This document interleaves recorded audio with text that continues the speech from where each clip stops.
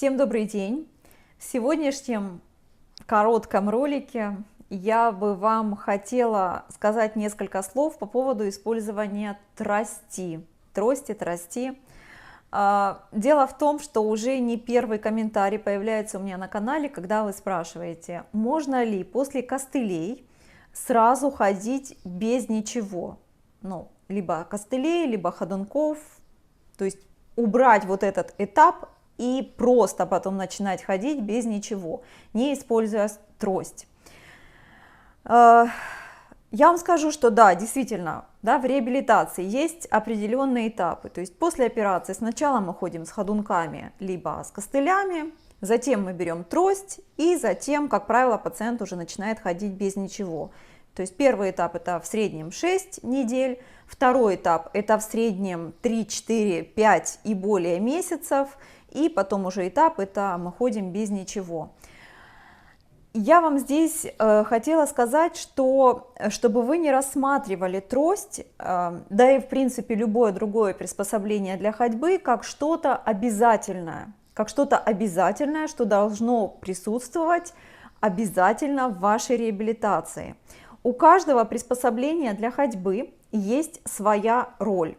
Для меня, вот так, если взять глобально, приспособления для ходьбы, допустим, на первом этапе, будь то костыли, будь то ходунки, на первом этапе роль вот этих приспособлений в том, чтобы научиться начать правильно использовать вашу оперированную ногу. Поэтому мы берем ходунки, либо костыли и начинаем задействовать нашу оперированную ногу.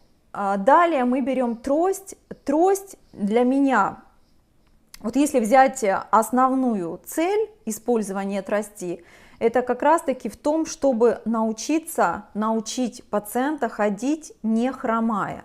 То есть если после операции вы походили с костылями, либо с ходунками, да, и вы в какой-то момент оставляете все это и начинаете ходить, и при этом у вас прекрасная походка, вы не хромаете, прекрасное равновесие, то, пожалуйста, без проблем вы можете пропустить вот этот этап хождения с тростью и ходить вот так вот просто, как раньше, да, без всяких приспособлений для ходьбы.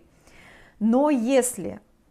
А я вам скажу, что вот это «но если» – это случай примерно 85% всех послеоперационных пациентов.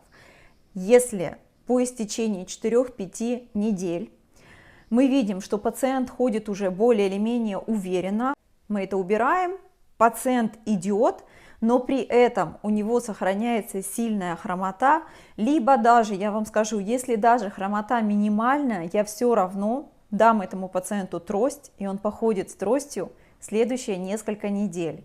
Параллельно мы будем делать все, чтобы избавиться от хромоты, так как причин хромоты может быть несколько, как вы помните, да?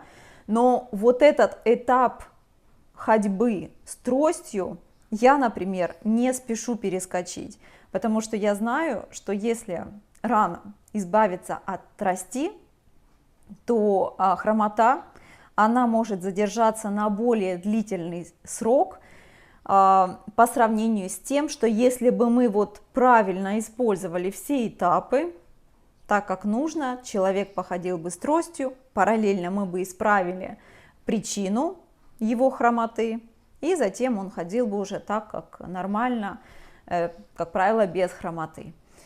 Поэтому ответ на ваш вопрос, можно ли ходить без трости, в общем-то, можно, да, но опять же при условии, что вы ходите правильно, что у вас хорошее равновесие и что у вас нет хромоты при ходьбе.